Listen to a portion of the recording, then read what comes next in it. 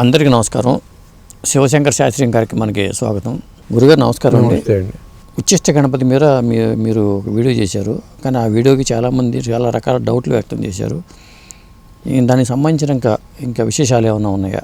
వందే గురుపరద్వంద్వం అవాంగ్మానస గోచరం రక్తశుక్ల ప్రభామిశ్రం అతర్కీయం త్రైపురం మహా.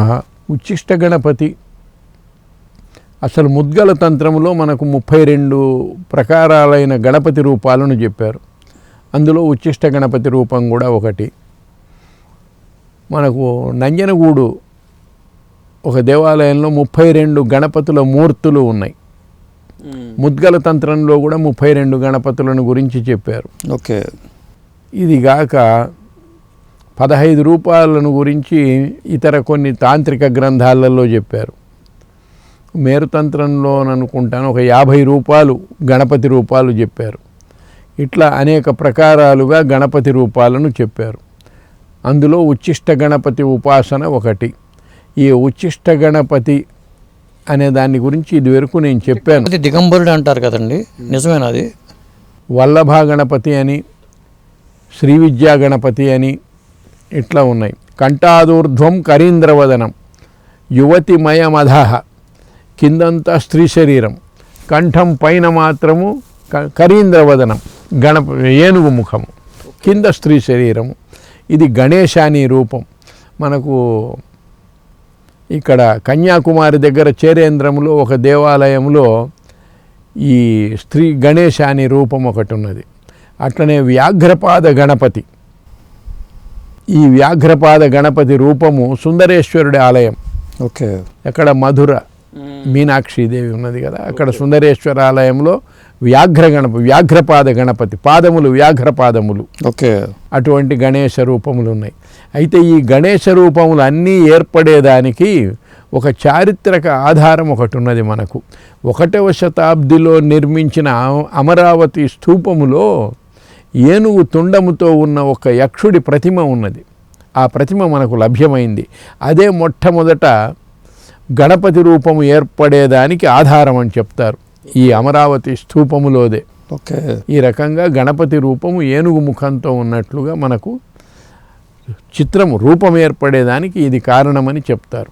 ఇందులో ఉచ్చిష్ట గణపతి ఒకటని చెప్పుకున్నాం కదా. ఈ ఉచ్చిష్ట గణపతి ఉపాసన అనేది తీరని కోరికలు తీరేదానికి ఉపయోగించే ఉపాసన ఒకటి. ఈ ఉపాసన ఎక్కువగా కొంచెము వామాచార పద్ధతులలో చేసే ఉపాసన ఇది. ఓకే. వైదికాచారంలో కూడా మామూలు మంత్రం ఉన్నది, మామూలు ధ్యాన శ్లోకంతో ఈ మంత్రాన్ని జపించవచ్చు. కానీ ఎక్కువగా వామాచార విధానాలలో ఇది తొందరగా సిద్ధి పొందే విధానం ఉంటుంది. ఈ దేవత ఉపాసన ఎట్లా ఉంటుంది అంటే, ధ్యాన శ్లోకం కూడా ఈ గణపతి ఎడమ తొడ మీద అమ్మవారిని కూర్చోబెట్టుకొని తుండముతో యోనిని స్పృశిస్తున్నట్లు, ముద్దు పెట్టుకుంటున్నట్లు అంటారు, చుంబనం చేస్తున్నట్లని. ఇంకొకటి పుష్కరము, అంటే ఏనుగు తుండం యొక్క చివరి భాగాన్ని పుష్కరం అంటారు. ఓకే. ఆ పుష్కరము యోనిలోకి చొప్పించి ఉన్నట్లుగా, అందులో నుంచి రసగ్రహణం చేస్తున్నట్లు ఇటువంటి ధ్యాన శ్లోకాలు ఉంటాయి. ఓకే. కానీ ఇవి సాధారణంగా ఈ ఉపాసనలు చేయటం అంత సబబు కాదంటారు. ఎందువల్లనంటే ఈ ఉపాసన వల్ల, ఈ రకమైన ధ్యానముల వల్ల ధ్యానము సెక్స్ భావాలు కలిగి ధ్యానము భంగమవుతుంది. అందువల్ల ఇవి చేయటం కాదంటారు. కానీ వశీకరణప్రదమైన విద్యలలో ఉచ్చిష్ట గణపతి విద్య కూడా ఒకటి. ఉచ్చిష్ట గణపతి మంత్రాలలోనే కొన్ని మంత్రాలు, కొన్ని ప్రయోగాలు శత్రువును లోబరుచుకునేదానికి, స్త్రీ వశీకరణాలకు సంబంధించిన మంత్రాలు, అవి చేసే విధానాలు ఉన్నాయి. అవంతా మొలలోతు నీళ్లల్లో నిలబడి ఆ జపం చేసే పద్ధతులు ఇట్లాంటివి ఉన్నాయి. ఓకే. అయితే ఇది చేసే విధానం కూడా తాంబూల చర్వణం చేస్తూ మంత్రం జపం చేయటము. ఓకే. అన్నం తిని నోరు కడుక్కోకుండా జపం చేయటము.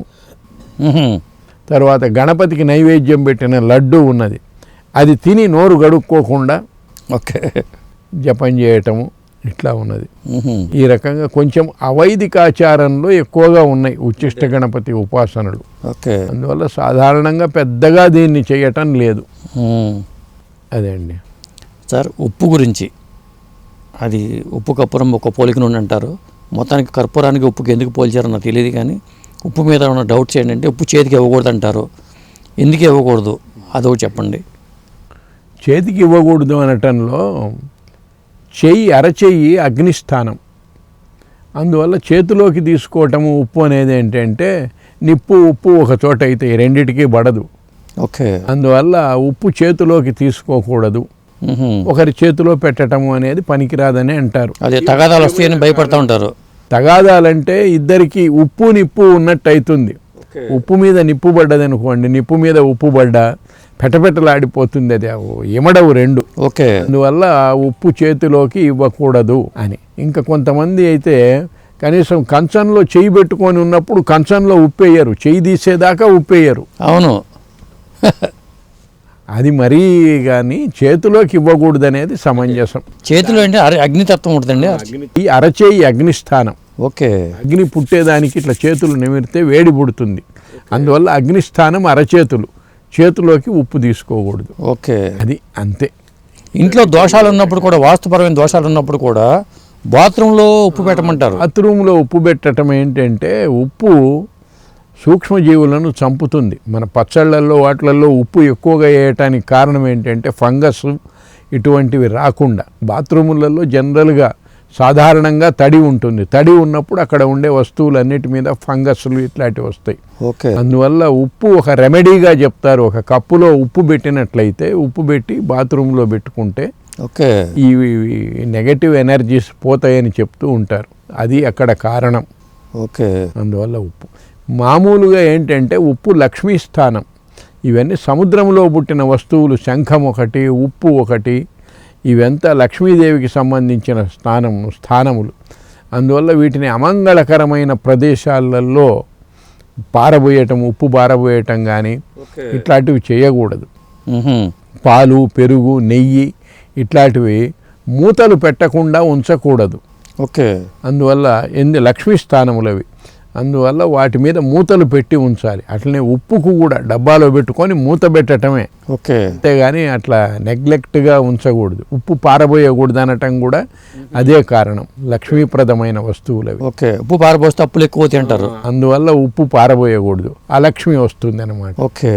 అందువల్ల ఈ ఏర్పాటు చేశారు పెద్దలు. ఓకే గురుగారు, మంచిది. నమస్తే.